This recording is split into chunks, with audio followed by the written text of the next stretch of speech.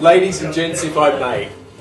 Oh, sorry, you can finish your chats. That was a much more sudden cut-off than I expected. For those of you who I haven't met or haven't seen before, and I'm seeing faces, I know I've seen most of you. I'm Mark from roomsXML. Obviously, very interesting times in travel.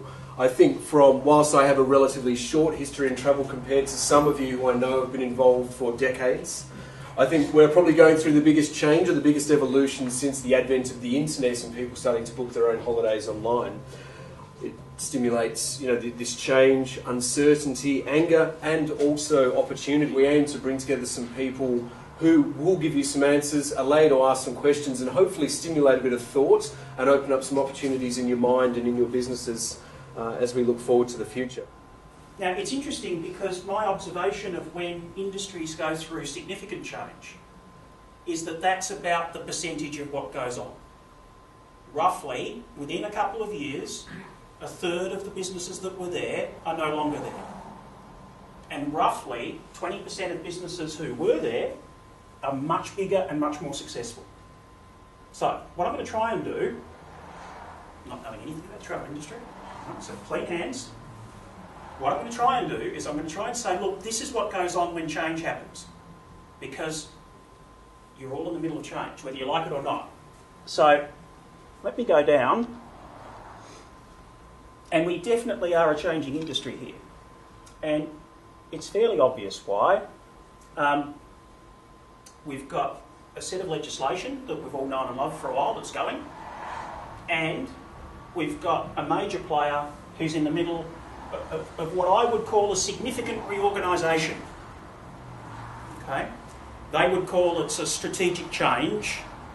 I would call it a significant reorganisation. So it'll be very interesting to see how that plays out. Okay, I'm not a travel agent. And as I said, that could be good or bad. Yeah. Fortunately, Joe Fekete's coming up and he's going to talk. He knows more about travel than, I could stuff into a couple of encyclopedias. So why am I here? And I guess it's because I can go back up to the clouds. And I think what is needed, completely because I'm talking about it, is how to deal with change and how to deal with strategy in the industry. So, where are we? ATAS. Hello world. Goodness. Well, I'm a consumer of travel and I don't much like the name, I have to say, but that's just me as a consumer. So, I'm sure many people love it, I don't. The legislation is changing though, and that is a significant issue because what we've seen is already what we've seen are press articles, general press articles, where members of the travel community are coming out and saying, I've got the scheme, you'll be okay with us. Yeah? Already seen it in the papers. So even before you've actually got a launch of ATAS and all the things that brings, you've got people manipulating the press, as is always the case in change, and you've got one significant industry player who really is out there working very hard. So under the world of TCF, I would argue, it was like a chessboard where everybody could see the chess pieces moving. Yeah? Now, everybody's got their cards and they hold them like this. Now, no chessboard, chessboard's gone, because TCF's gone. And nobody knows where the pieces are, because everybody's holding them to their chests. Right? So, what chips do you hold? You know your customers, you know your opposition, you know how to get business, particularly by word of mouth. I think you guys do a wonderful job of that. But we did a little survey in roomsXML and we found that there were no great signs of alarm amongst travel agents. 2/3 expected not to change at all, which worries me quite a bit. Concern regarding ATAS and think it favours the big end of town, and a real lack of understanding about some key issues where there has been some information come out, particularly about insurance, fit and proper, what ATAS covers and mechanisms for complaints. The good news is, in coming weeks, we will have people who will come in and tell you about accounting and IT and marketing and how these things play in to all of these changes. But before we do that, we have to introduce Joe, who's our resident font of knowledge when it comes to the travel industry. And so I'm going to hand over seamlessly to Joe. Everything about travel. I know how to travel. I love travel. I've been in travel for a very long time. But over the last few months since this has all started, I've got very involved in what's happening and where it's going, mainly because my wife owns a travel agency. And I, being a finance and business guy, I don't want to see my wife's business go down, so I want to understand how this is all going to affect them. And being an independent, it's a lot different to the conglomerates or people who are part of groups or being a flighty or whatever. So it's more about, so this presentation is more about what independence got to have to be. That's just a disclaimer, just to say that everything you hear me say today is all just information that I've collected off everybody, all different parties, including, sitting with Gary from ATAS and all the other people who are putting information together, just to understand how it's all coming together. This is a caption that I took off because this is what we used to have, the caption, without being an AFT travel agent, you're on your own. Well, unfortunately, that's all gone, as we know, so we now are on our own. So I won't go too much through that because we all know what we used to have, how the TCF was, how it was all structured, and so on and so on. So I don't really need to go. But from July 1, this is where it all really starts. So there's no federal government TCF, there's no customer compensation fund, there's no licensing. That's a given. It's a voluntary system to move to the ATAS. So it's all voluntary. You don't have to do it. You can just go out on your own. You can get your own insurance. And if you're comfortable with your customer base to do that, and you're not going to lose it because of relevant hedging within the market, people moving to where they think is a safer spot, then you can do that. We are moving to what I call a duopoly system, like the Coles Woolies system. So when all that was deregulated, they came out and took over a lot more of the market, and then you had all the other players coming along, joining into groups to try and control the other bits that they can control. And that's what's going to happen. So end supplier insurance will be the responsibility of travel agents. That also will be voluntary, and obviously not everyone will be able to take that up because there's a cost to all of this, and not all travel agents are going to be able to take it up. If they do take it up, then the question becomes, can you pass it on? Not all travel agents think that they can pass it on because with the internet and all the other different things going on, you'll have a customer saying, well, I'm not going to pay an extra $20 for your admin when I can buy the thing on the internet, or I can get it from someone else who's not going to charge me. Same thing with insolvency insurance to protect your business so the customer's protected. That is another requirement that's going to be required. So from an ATAS point of view, what is it that you have to do to become an ATAS member? Well, you have to be a legal entity, or if you're a sole trader, you have to be part of a group so that the function goes up. You have to have an established code of conduct, which is really just a manual stating, it's just a business manual stating exactly how you're going to run your business. And that has to be ticked off. You're complying with Australian consumer law, well, everybody does. There's a document that's ready available that says how you're supposed to comply with consumer law. You can't do false advertising and all those sorts of things. So everybody does that anyway. So that's a third thing. The end user and supplier insurance, whilst it's not a requirement, they will want you to have that because that's how you protect your customer. And also having insolvency insurance as well, because that's how the customer is protected again as well. So if you go bust, then insurance pays the customer all their money back. As we talked about before, adequate staff training, and then dispute policy. Now that dispute policy is not just about if you've got a dispute with your customer, it's about dispute in your office. So I just did some base sums on what you can expect going forward. It's not exactly right, but it just gives you a guide on how this is going to play out over the next 3 years. So obviously in the first year, you're not going to have any registration. You're going to save on your TCF fee, which is roughly $450 or $500, or depending on what grade you are within that. Most firms, well, they're audited, and obviously it can be anywhere between $3,000 and $5,000. Like for ours, it was $4,000, so that's why I've got that figure there. The extra cost for third-party insurance that you're going to have, which is your end insurance, and then you might have some compliance costs. Now, I'll come to that later because I had a discussion with Gary yesterday about how is this compliance going to happen. So that's where that's going to come from. And obviously there's no more TCF bond or money you have to have on deposits to cover your customer funding. So look, in the first year, you'll probably save a couple of grand. In the second year, your costs will increase because they're going to pull in a registration fee. Now, the registration fee is going to be around $2 grand. The only way, because what we have to look at is that the reason I come up with $2 grand is that the registration fee funds ATAS. So they have to have so much money coming in to be able to fund them. So depending on how many people are in ATAS, is how much money goes in to be able to fund ATAS. Insurances, I was told yesterday that there's been some numbers done. I wasn't told how big the agencies were that they did the numbers on, but the insurance was going to be around $3 grand. Now, that's quite high, and I'll talk about, that's just one insurance company.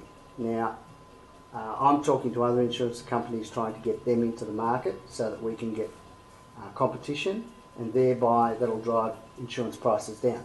Because the idea would be that if you're going to take up your third-party end supplier insurance and your insolvency insurance, you then bundle your business insurance with it, and it becomes a much cheaper model for the insurance company to take over. So in year two, it'll get to a stage where you're probably going to, in year two, take up all of your savings in year one. That's probably going to be the way it's going to look. So over 2 years, it'll cost you no more than where you were before. But it's really after that. Sorry? But then your third year will start costing. Then from then on, thereafter, year on year, your costs are going to increase. Because, as we all know, you look at your home insurance and all these other different things. As years go on, all of a sudden your home insurance goes up another $100, goes up another $150, this, that and the other. Same with ATAS fees. It'll go up another 10% because costs increase. But ATAS's answer to all of this is you can pass it on to your customer as a surcharge. And the larger companies, being the Flighties and the Hello Worlds of this world, they can save money on bundling all of their agencies and all of their costs, and therefore the cost per travel for them is nowhere near the cost per travel for your independent agencies. So this is a problem for you. You've got to go back to your business model. You've got to look at your business, because now your business is going to change as an independent, because all of a sudden going forward you're going to have to think about, well, you've got more legal implications because now you've got to take care of the customer, you've got to have all these insurances in place, you've got human resources and different accounting policies that you might have to take up. Obviously there's the annual review that you have to comply with ATAS, so therefore that might give you a compliance issue. So therefore there might be, when you talk to ATAS, they'll say, show me that you're compliant. Well, they only have 2 or 3 people on their payroll. There's thousands of agents in Australia. They're not going to be able to go through all your documentation.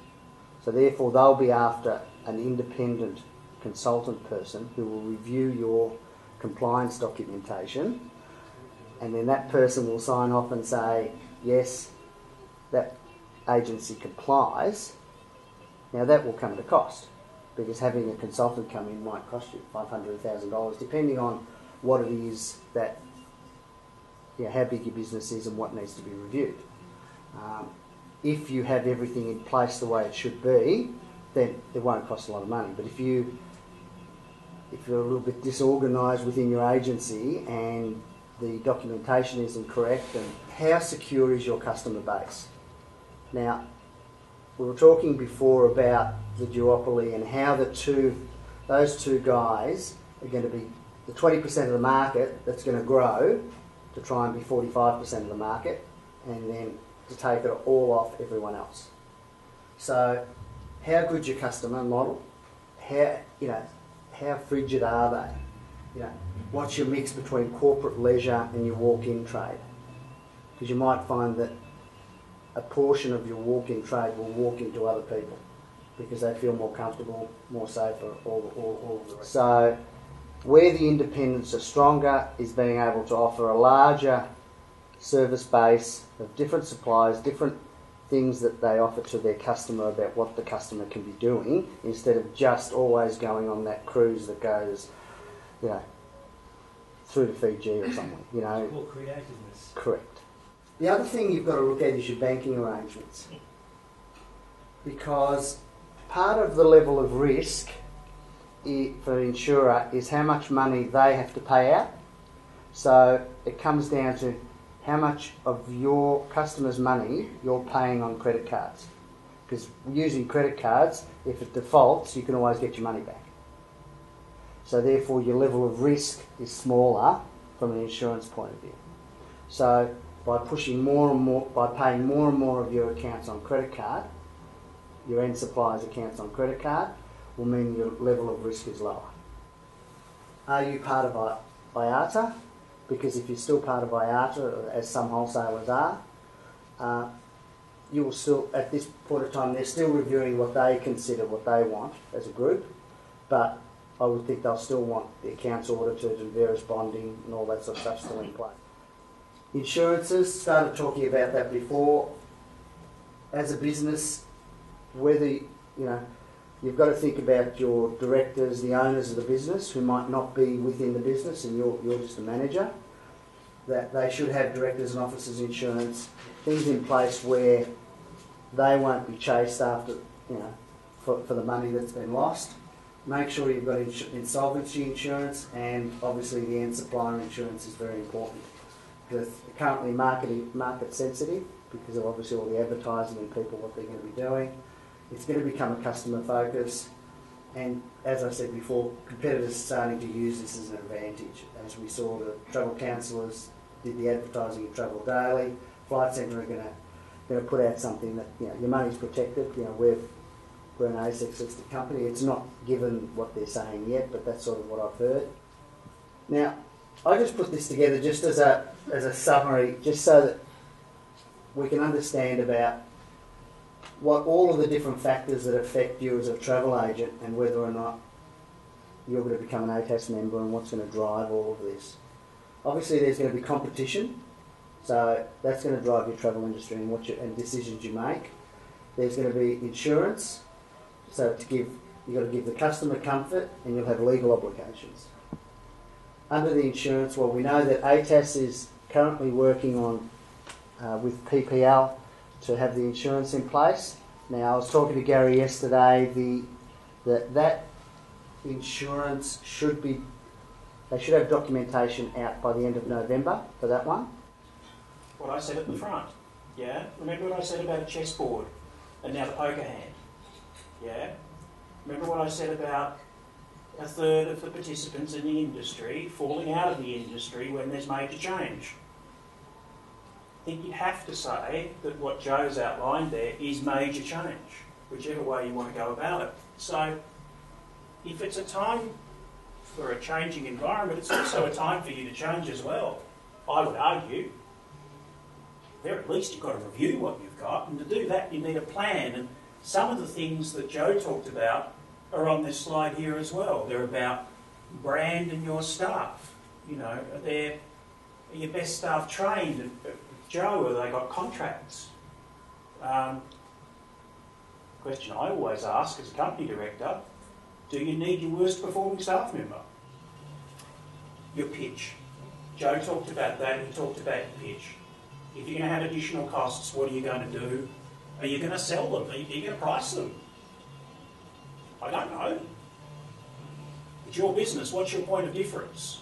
Right? Are you going to price or not price? What's your decision going to be on some of this stuff? So, if you've got a decision to make, it always helps to have an action plan, I find. Because unless something's written down, you know, there's a horrible habit of not happening. And business planning for me shouldn't actually be that hard. A business plan should be a couple of pages. We all have that thing that's just out of reach that we could be if we really strove towards it and put some energy towards it. What is it? The more strengths you've got, the better off you are. Whenever there's change, there's opportunity. We've all got weaknesses in our business. Everybody has got a weakness in their business.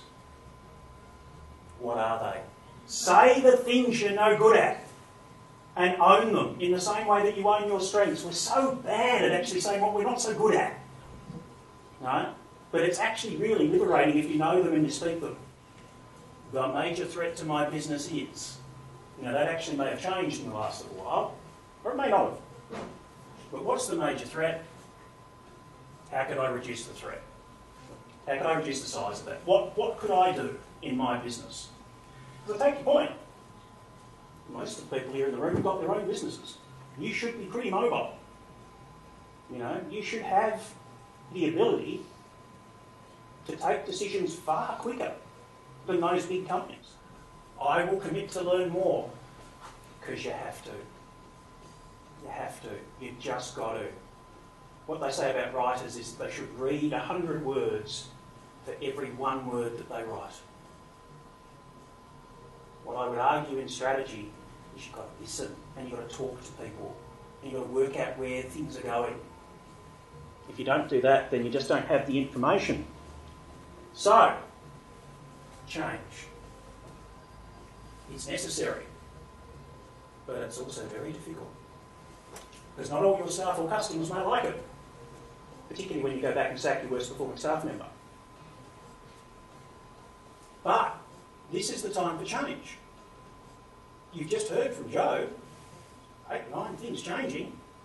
Think about what a sustainable business will be for you and your agency in 2 or 3 years. That's all, 2 or 3 years. Have a plan. You don't have to follow mine. Have a plan. A simple plan. A 2 or 3 page plan. Nothing too complicated. A simple plan of what you're going to do, because nobody gets successful through accidental, well, maybe some people do, but it's in the minority. Most people who are successful plan to get there. And they don't over-plan, but they plan.